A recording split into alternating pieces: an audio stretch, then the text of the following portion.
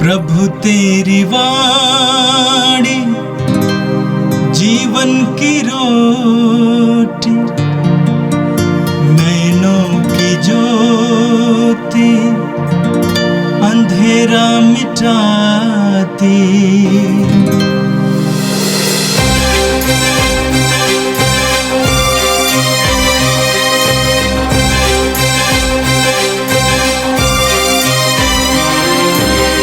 प्रभु तेरी वाणी जीवन की रोटी, नैनों की ज्योति अंधेरा मिटाती।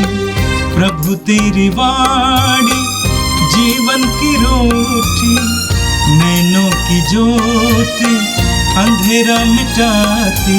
वाणी वाणी वाणी वाणी वाणी पवित्र है, शाश्वत है, जीवन का मन्ना है। 22 मार्च बुधवार। पहला पाठ नबी इसायास का ग्रंथ, अध्याय 49, वचन संख्याएं 8 से 15 तक। प्रभु यह कहता है, मैं उपयुक्त समय में तुम्हारी सुनूंगा, मैं कल्याण के दिन तुम्हारी सहायता करूंगा।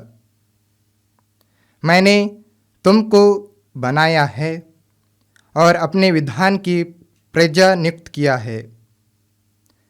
मैं भूमि का उद्धार करूंगा और तुम्हें उजाड़ प्रदेशों में बसाऊंगा। मैं बंदियों से यह कहूँगा, मुक्त हो जाओ, और अंधकार में रहने वालों से सामने आओ।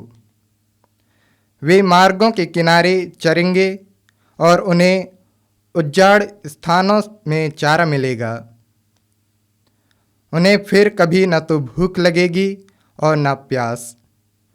उन्हें न तो लू से कष्ट होगा और न धूप से, क्योंकि जो उन्हें प्यार करता है वह उनका पथ प्रदर्शन करेगा और उन्हें उमड़ते हुए जल स्रोतों तक ले चलेगा।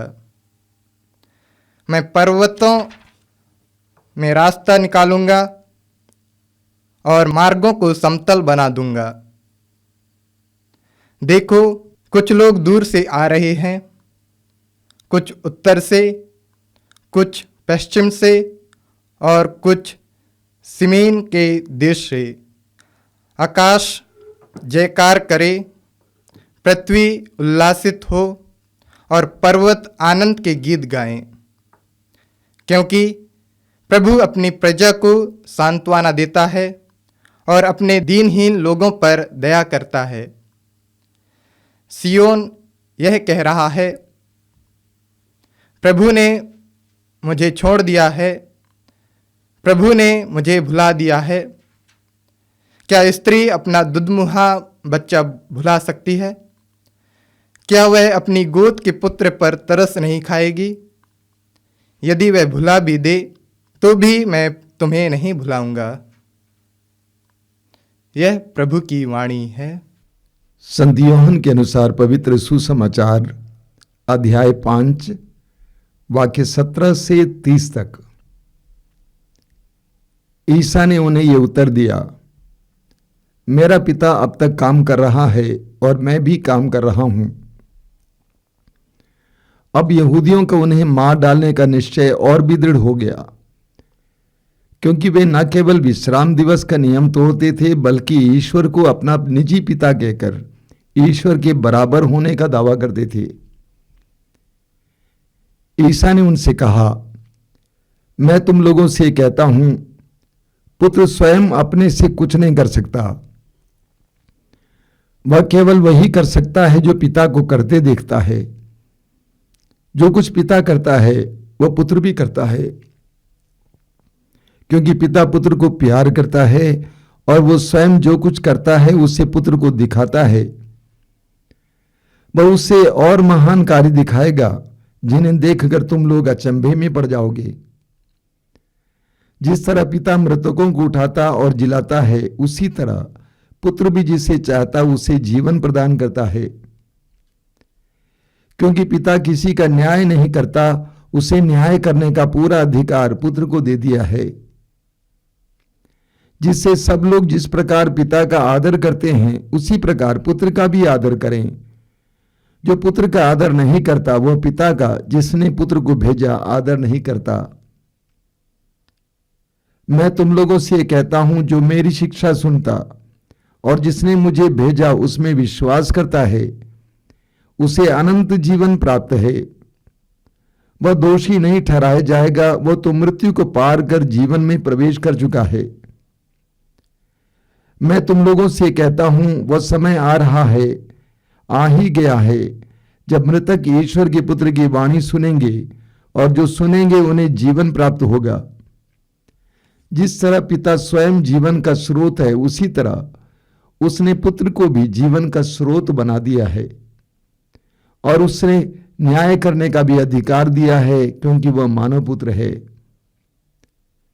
इस पर आश्चर्य न करो, वह समय आ रहा है जब वे सब जो कब्रों में हैं उसकी वाणी सुनकर निकल आएंगे। सत्कर्मी जीवन के लिए पुनर्जीवित हो जाएंगे और कुकर्मी नरक दंड के लिए।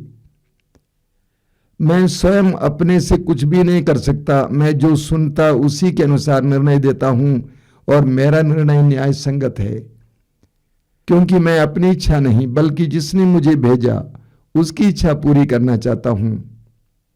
यह प्रभु का दिव्य सुसमाचार है। ख्रिस्त प्रभु की जय। मेरे प्रिय भाई और बहनों, इस्राएलियों का इतिहास, यहूदियों का इतिहास लोगों के विश्वासघात और ईश्वर की दया से भरा हुआ इतिहास है। यहूदी या इस्राएली ईश्वर की चुनी हुई प्रजा थी। ईश्वर ने उसे अपनी प्रजा बनाया था,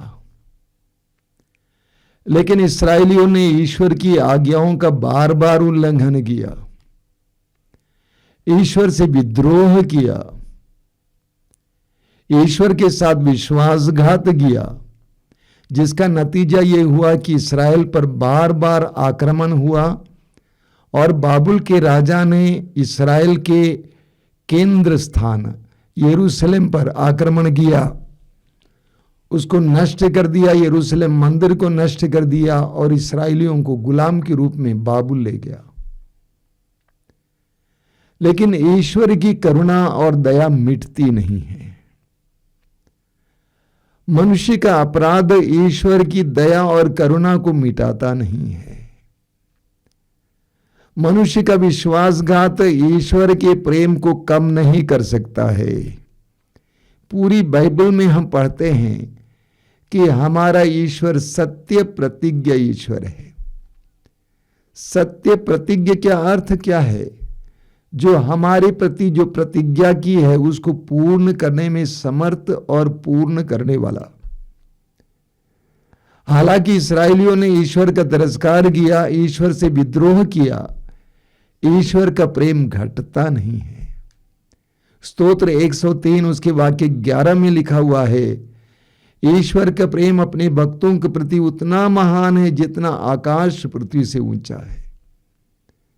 ईश्वर का प्रेम महान है। आज के पाठ में आपने सुना, इस्राएलियों के विश्वासघात के बावजूद प्रभु कहते हैं, मैं उपयुक्त समय में तुम्हारी सुनूंगा, मैं कल्याण के दिन तुम्हारी सहायता करूंगा, मैंने तुमको सुरक्षित रखा है और अपने विधान की प्रजा नियुक्त किया है। मैं भूमि का उद्धार करूंगा और तुम्हें उजाड़ प्रदेशों में बसाऊंगा। मैं बंदियों से ये कहूंगा, मुक्त हो जाओ और अंधकार में रहने वालों से सामने आओ। वे मार्गों के किनारे चरेंगे और उन्हें उजाड़ स्थानों में चारा मिलेगा। बाइबल में जिस ईश्वर के बारे में हम पढ़ते हैं और जिस ईश्वर पर हम विश्वास करते हैं, वह ईश्वर प्रेमी ईश्वर है, करुणामय ईश्वर है। बाइबल में ईश्वर का हमारे प्रति रिश्ता, हमारे साथ रिश्ता मनुष्यों के रिश्ते से तुलना की जाती है। यशायाह नबी अध्याय 66 वाक्य 13 में प्रभु कहते हैं, जिस तरह एक मां अपने पुत्र को दिलासा देती है उसी तरह मैं तुम्हें दिलासा दूंगा। जिस तरह एक मां अपने पुत्र को दिलासा देती है उसी तरह मैं तुम्हें दिलासा दूंगा। स्तोत्र 103 वाक्य 13 में लिखा हुआ है, जिस तरह पिता जिस तरह अपने पुत्रों पर दया दिखाता, उसी तरह प्रभु अपने भक्तों पर दया दिखाता है। ईश्वर अपनी प्रजा को उसी तरह प्यार करता है जिस तरह माँ बाप अपने बच्चों को प्यार करते हैं। आज के पाठ में आपने सुना, वचन में क्या लिखा हुआ है, वाक्य 15 में, क्या स्त्री अपना दूधमुआ बच्चा बुला सकती है? क्या वह अपनी गोद की पुत्र पर तरस नहीं खाएगा? यदि वो बुला भी दें तो भी मैं तुम्हें कभी नहीं बुलाऊंगा। प्रभु कहते हैं, क्या एक स्त्री अपने दूधमुए बच्चे को बुला सकती है? ये कतई संभव नहीं है। प्रभु कहते हैं, यदि वो छोड़ भी दें तो भी मैं तुम्हें नहीं छोड़ूंगा। हम जानते हैं कि आधुनिक संसार में बहुत सारी नारियां अपने बच्चों को त्याग देती हैं, कूड़ेदान में डालती हैं, अस्पताल में छोड़ती हैं, अनाथालयों में छोड़ती हैं। प्रभु कहते हैं, एक नारी अपने दूधमुए बच्चे को बुला सकती है तो भी मैं तुम्हें कभी नहीं बुलाऊंगा। मनुष्यों के प्रति ईश्वर के प्रेम की गहराई देखिए, ईश्वर की सत्य प्रतिज्ञता देखिए। इस्राएलियों ने कितनी बार ईश्वर के साथ विद्रोह किया, विश्वासघात किया, ईश्वर की आज्ञाओं को भंग किया और उसका नतीजा भी भोगे। इसके बावजूद ईश्वर उनको त्यागने को तैयार नहीं है, बल्कि ईश्वर कहता है कि मैं तुम्हें बचाऊंगा। इस्राएली बोलते थे, प्रभु ने हमें छोड़ दिया है, प्रभु ने हमें भुला दिया है। प्रभु कहते हैं कि मैं तुम्हें कैसे भुला सकता हूं, मैं तुम्हें कैसे भुला सकता हूं। लूकस के सुसमाचार के अध्याय 15 की उड़ाऊ पुत्र का दृष्टांत सुनिए, कितना सुंदर दृष्टांत है। प्रभु यीशु ने ईश्वर के हृदय को हमारे सामने यूं खोल के रख दिया। जब पुत्र संपत्ति का अपना हिस्सा उड़ाने के बाद वापस आता है, लड़खड़ाते हुए, अपने पैरों को घसीटते हुए, पिता उसको दूर से देखता, उसकी ओर दौड़ पड़ता है। पिता ने उसको भूला नहीं, पिता ने उसको दंड नहीं दिया, बल्कि पिता ने उसको अपने प्यार से उसको भर दिया। वचन में लिखा, वो बार बार चूमते रहे। ये चूमना बहुत ही अनमोल एक्सप्रेशन है, अभिव्यक्ति है। पिता ने अपने पुत्र को, जो सुअर चराता था, इतने दूर से आ रहा था, परदेश से आ रहा था, पसीने से भरा हुआ, गंदगी से भरा हुआ, उसको बार बार चूमा। ये बार बार उसको चूमना मनुष्यों के पापों के बावजूद हमें हृदय से ग्रहण करने वाले ईश्वर के उस करुणा और दया का बहुत सुंदर प्रतीक है। आज के पहले पाठ में हमने इसी के बारे में सुना। मेरे प्रिय भाई और बहनों, जीवन में जब कठिनाई आती है, जब हम भी दलदल में फंस जाते हैं, ऐसा भी समय आता है जब हम अपने आप को क्षमा नहीं कर पाते हैं, हम अपने आप को क्षमा नहीं करते हैं। ऐसी भी परिस्थिति में भी प्रभु हमें प्यार करते हैं। प्रभु कहते हैं, क्या एक स्त्री अपने दूधमुहे बच्चे को बुला सकती है? क्या वो अपने गोद के पुत्र पर तरस नहीं खाएगी? यदि वो बुला भी दे तो भी मैं तुम्हें नहीं बुलाऊंगा। इस्यास नबी अध्याय 54 उसके वाक्य 10 में प्रभु कहते हैं, चाहे पहाड़ टल जाएं, पहाड़ियां डावाडोल हो जाएं, किंतु तेरे प्रति मेरा प्रेम नहीं टलेगा। ईश्वर का प्रेम हमारे प्रति टलेगा नहीं। और प्रभु कहते हैं, तुम्हारे लिए मेरा शांति विधान डावाडोल नहीं होगा। हम कितना भी अपराध करें, पाप करें, वे सारे पाप ईश्वर के प्रेम से बढ़कर नहीं है। ईश्वर अपने प्रेम और अपनी करुणा में हमें धो डालता है, हमें अपनाता है। हम ईश्वर के प्रेम पर भरोसा रखें। ये भरोसा हमारे अंदर ताजगी लाएगा, ये भरोसा हमारे अंदर सामर्थ्य लाएगा। और आज का सुसमाचार यूहन्ना के सुसमाचार के अध्याय 5 से लिया गया था। आपने वचन में सुना, ईसा ने उन्हें ये उत्तर दिया, मेरा पिता अब तक काम कर रहा है और मैं भी काम कर रहा हूं। अब यहूदियों का उन्हें मार डालने का निश्चय और भी दृढ़ हो गया, क्योंकि वे न केवल विश्राम दिवस का नियम तोड़ते थे, बल्कि ईश्वर को अपना निजी पिता कहकर ईश्वर के बराबर होने का दावा करते थे। यहूदियों को चिढ़ाने वाली दो बातें। पहली बात, प्रभु यीशु विश्राम दिवस के नियमों को तोड़ते थे कभी कभी, और उसका मर्म समझाते थे। सुसमाचारों में हमें इसका उदाहरण मिलता है। दूसरी बात, प्रभु यीशु ईश्वर को अपना निजी पिता कहते थे। यहूदियों के लिए ईश्वर को पिता कहना ईश निंदा माना जाता था। हम सुसमाचारों में पढ़ते हैं कि प्रभु यीशु ने अपने बचपन से ही ईश्वर को पिता के रूप में देखा और अनुभव किया। 12 साल की उम्र में जब प्रभु यीशु मंदिर में खो गए थे, मां मरियम और यूसुफ उनकी खोज में मंदिर आए। उनको पाने पर मां मरियम ने पूछा कि बेटा, तुमने हमारे साथ ऐसा क्यों किया?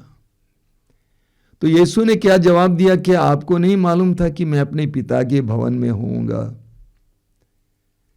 मैं अपने पिता के भवन में होऊंगा। यीशु ने ईश्वर को अपने पिता के रूप में, अब्बा के रूप में, अपने डैडी, अपने पापा के रूप में अनुभव किया। यीशु के लिए मंदिर अपने पिता का भवन था। लूकस के सुसमाचार के अध्याय 3 वाक्य 21 और 22 में आप पढ़ेंगे। प्रभु यीशु की प्रार्थना के दौरान स्वर्ग खुल गया। पवित्र आत्मा कपोत के रूप में यीशु के ऊपर उतरा और यीशु को एक आवाज सुनाई दी, तू मेरा प्रिय पुत्र है, मैं तुझसे अत्यंत प्रसन्न हूं।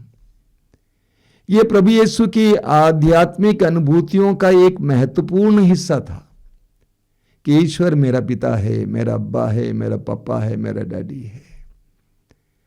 और यही बात यीशु ने हमें सिखाया भी है। जब प्रार्थना में हमें शिष्यों से कहा, इस तरह कहो, हे मेरे पिता जो स्वर्ग में है, हे मेरे अब्बा, हे हमारे पिता जो स्वर्ग में है, हे हमारे अब्बा, डैडी, पापा जो स्वर्ग में है। और यीशु का ये अनुभव था कि ईश्वर मेरा पिता है, मेरा अब्बा है, मेरा पापा है, और यीशु इस धारणा में बढ़े। न केवल यीशु इस धारणा में बढ़े, और यीशु ने खुलकर इसकी घोषणा की। अब वचन में सुने, आज यीशु ने कहा, मैं तुम लोगों से कहता हूं, पुत्र स्वयं अपने से कुछ नहीं कर सकता, वह केवल वही कर सकता है जो पिता को करते देखा है। जो कुछ पिता करता है वो पुत्र भी करता है। स्पष्ट शब्दों में यीशु यहूदियों को बताते हैं कि मैं ईश्वर का पुत्र हूं। यहूदी इस बात को स्वीकार नहीं कर पा रहे थे क्योंकि उनके लिए ये ईश निंदा थी। यहूदियों ने यीशु में कार्य करने वाले ईश्वर की उपस्थिति को देखा नहीं। यहूदी यीशु के कार्यों में और वचनों में ईश्वर के सानिध्य को देखने में असमर्थ हुए। यीशु बड़े बड़े चिन्ह और चमत्कार प्रकट करते थे, लेकिन यहूदी उसको देखने को तैयार नहीं थे। कभी कभी ये भी इल्जाम लगाते थे कि ये अशुद्ध आत्माओं और शैतान की शक्ति से कर रहा है। प्रभु यीशु ने स्पष्ट शब्दों में कार्य किया और स्पष्ट शब्दों में समझाया कि मैं ईश्वर से आया हूं, पिता ने मुझे भेजा है। वचन में लिखा हुआ है वाक्य 22 से यीशु कहते हैं, क्योंकि पिता किसी का न्याय नहीं करता, उसने न्याय करने का पूरा अधिकार पुत्र को दिया है। यीशु को न्याय करने का अधिकार दिया है, जिससे सब लोग जिस प्रकार पिता का आदर करते हैं उसी प्रकार पुत्र का भी आदर करें। जो पुत्र का आदर नहीं करता वो पिता का जिसने उस पुत्र को भेजा आदर नहीं करता। मैं तुम लोगों से कहता हूं, जो मेरी शिक्षा सुनता और जिसने मुझे भेजा उसमें विश्वास करता है, उसे अनंत जीवन प्राप्त है। वह दोषी नहीं ठहराया जाएगा, वह तो मृत्यु पार कर जीवन में प्रवेश कर चुका है। वाक्य 28 और 29 संसार के अंत के विषय में है, न्याय के विषय में है। वहां पर हम पढ़ते हैं, इस पर आश्चर्य न करो, वह समय आ रहा है जब वे सब जो कब्रों में हैं उसकी वाणी सुनकर के निकल आएंगे। सत्कर्मी जीवन के लिए पुनर्जीवित हो जाएंगे और कुकर्मी नरक दंड के लिए। यानी प्रभु यीशु कहते हैं कि न्याय करने का अधिकार यीशु को दिया गया है। यीशु की वाणी सुनकर लोग जी उठेंगे और जो सत्कर्मी हैं, जो धर्मी हैं, वे स्वर्गराज में प्रवेश करेंगे और जो अधर्मी हैं वे उन्हें नरक दंड मिलेगा। मत्ती के समाचार के अध्याय 25 उसके वाक्य 46 में भी ये बात दोहराई गई है। यीशु ईश्वर के पुत्र हैं, यीशु ईश्वर के पुत्र हैं, यीशु ईश्वर से आए हैं। लूकस के सुसमाचार के अध्याय 1 वाक्य 35 में हम पढ़ते हैं, स्वर्गदूत गब्रिएल ने मां मरियम से कहा, पवित्र आत्मा पर उतरेगा और सर्वोच्च शक्ति की छाया पर पड़ेगी। इसलिए जो आपसे उत्पन्न होंगे वो पवित्र होंगे और ईश्वर का पुत्र कहलाएंगे। यीशु ईश्वर के पुत्र हैं, ये हमारे विश्वास का आधार है। यीशु ईश्वर के पुत्र हैं, यीशु ईश्वर से आए हैं। यीशु का जन्म मनुष्य के बीज से नहीं हुआ है बल्कि पवित्र आत्मा की शक्ति से हुआ है। इसलिए जैसा कि प्रभु स्वयं कहते हैं, जिसने यीशु को देखा है उसने पिता को देखा है। जिसने यीशु को सुना है उसने पिता को सुना है। जिसने यीशु के द्वारा प्रेम का अनुभव किया उसने ईश्वर के प्रेम का अनुभव किया है। हम प्रार्थना करें। धन्यवाद देते हैं प्रभु आज के सुंदर दिन के लिए, तेरे पवित्र वचनों के लिए धन्यवाद देते हैं। ईश्वर के हृदय को हमारे सामने खोलने के लिए धन्यवाद देते हैं। ईश्वर के स्वभाव और स्वरूप को हमारे सामने प्रकट करने के लिए धन्यवाद देते हैं। ये प्रभु यीशु तेरे पवित्र वचनों के द्वारा, तेरे जीवन के द्वारा, तेरे दुख भोग मृत्यु और पुनरुत्थान के द्वारा तूने स्पष्ट किया है कि तू ईश्वर से आया है, तू ईश्वर का पुत्र है। हमें कृपा दीजिए कि हम इस विश्वास के सिद्धांत को गहराई से समझ सकें और ग्रहण कर सकें। ये प्रभु यीशु इन वचनों को सुनने वाले मेरे भाई बहनों को आशीर्वाद देना।